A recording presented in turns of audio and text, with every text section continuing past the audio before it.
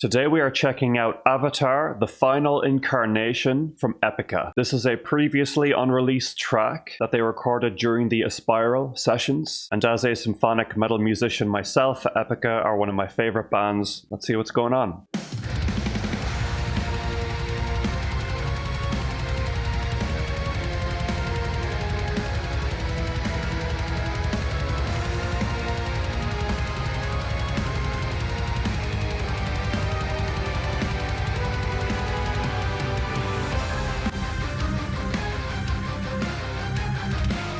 Ooh, I like that drop.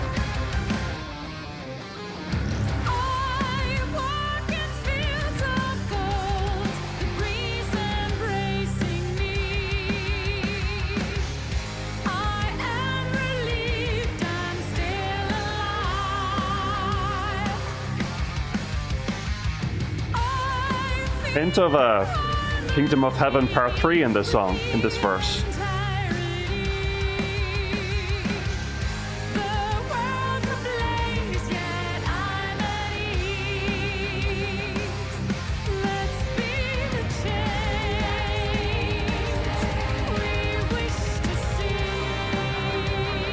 Very pretty.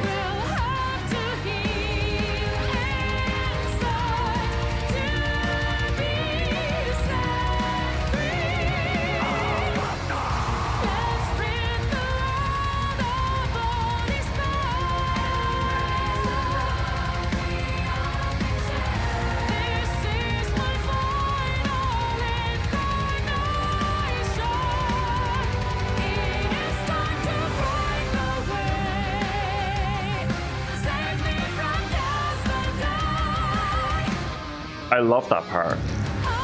That's a really nice part.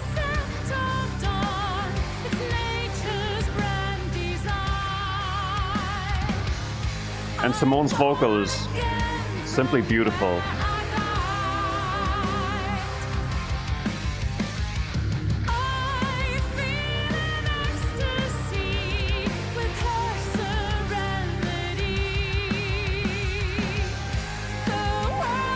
These vocal lines are a little plain, I'm not gonna lie, in the verse, though I love Simone's vocal performance.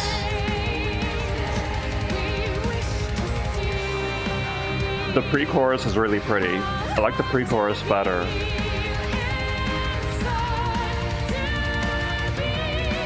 And this modulation up to the chorus is really good too.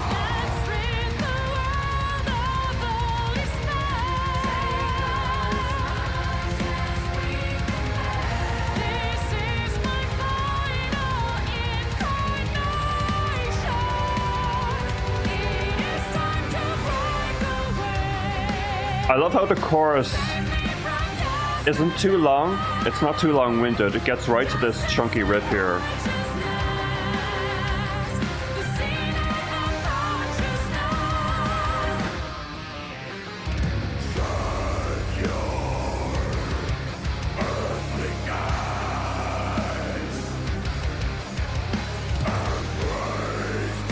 Nice bit of keyboard texture there.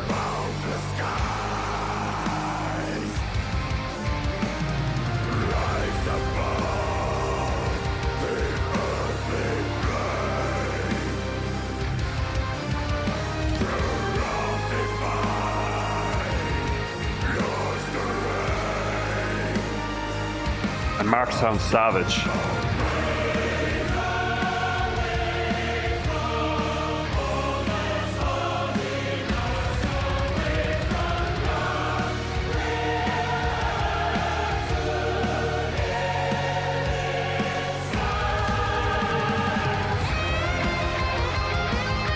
Man, this song is pretty good. Not that that's surprising, but I'm wondering why it was left off the album. Like, that choir part into this solo, very smooth.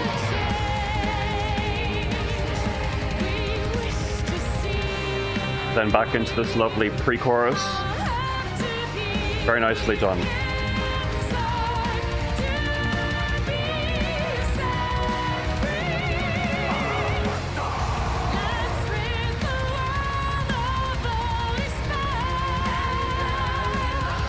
I do wish the chorus were a bit catchier too, and that's kind of why I like the fact that it doesn't go on too long. It serves as more of a crescendo to the drop right here. So in that way, that makes a lot of sense. I guess you could call this part the chorus too, in a way. Like, this part goes so hard. Yeah, I'm very happy with that. That was another really enjoyable Epica track. One that I'm wondering why they left off the album. It was really good. It's your classic bread and butter Epica, all the expected elements woven together in a sophisticated composition with really strong vocal performances to boot. I did have some critical comments, and I'd just like to go over those again to explain myself a bit more. This verse here.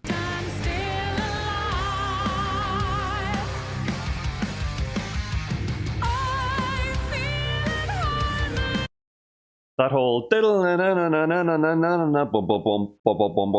that's a really strong sense of deja vu from the verse in Kingdom of Heaven Part 3. I tend to go hard on bands when I hear parts in their music that sound kind of directly recycled from previous material. I do understand that musicians have their own tendencies, and some similarities are going to re-emerge in future works. I'm sure it happens with my own writing too. But if that can be minimized, that is my preference. Since, you know, if I hear a new song from a band, I'm expecting new material. And to be fair, 90% of this song is quality new material. Even if it's not necessarily experimental for them, it is very much true to their core symphonic metal sound. But that's fine for me as long as the composition is strong, and this composition is great. Perhaps I would have liked some more dynamic vocal melodies in the verse, the chorus, although I thought that the pre-chorus was very strong and the drop after the chorus, the post-chorus, I guess. I loved the choir part, super majestic. Great solo too by Isaac, pretty much a banger. Lyrically, there is some information provided by Mark about what the song is about. My glasses on for this. In Hindu philosophy, Kalki represents the final avatar who restores balance at the end of the age. That idea of breaking free from cycles through self-realization, detachment from desires, and inner transformation resonates deeply with me. To be honest, my concern about these lyrics is that on first glance, they sit very much in the motivational spiritual space that their lyrics have sat in for quite a while now. I'd say since the Quantum Enigma album. I worry sometimes that these kind of lyrics can be a little vague and therefore lacking in emotional resonance. You know, the world is a stage where I reside. Let's be the change we wish to see. It's like, yeah, it's all well and good, but it's a bit of a cliche, right?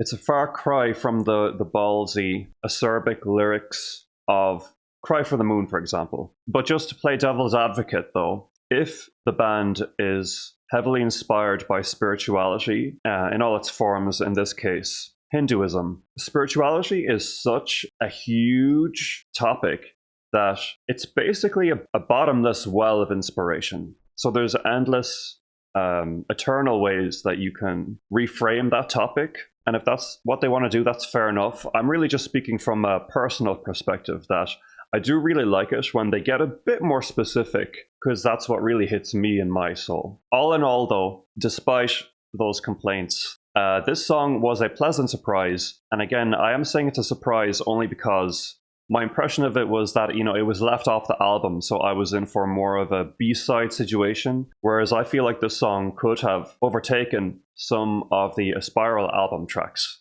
Again, just in my own opinion. So that's really cool. I have a new piece of Epica material to enjoy until the next release, whenever that will be. Let me know what you think of this song and what you thought of my analysis. If you'd like to watch some of my other Epica material, you can check out the Epica Reactions playlist in the description. If you don't know me, my name is Oha Cade. I'm the composer for the symphonic metal project Valkada, We recently put out a new song called Overload the Reactor. The link is also down below. I'd love to hear what you think. We also have a new one coming out very soon, so keep an eye out for that. I am on Patreon if you would like your own reaction requests, early access, and polls. And there is also a link to my full reaction database spreadsheet if you're curious about all of the other music I've covered on the channel. Otherwise, please like, subscribe, comment, hit the notification bell, and I will talk to you guys again soon. Thanks so much and take care.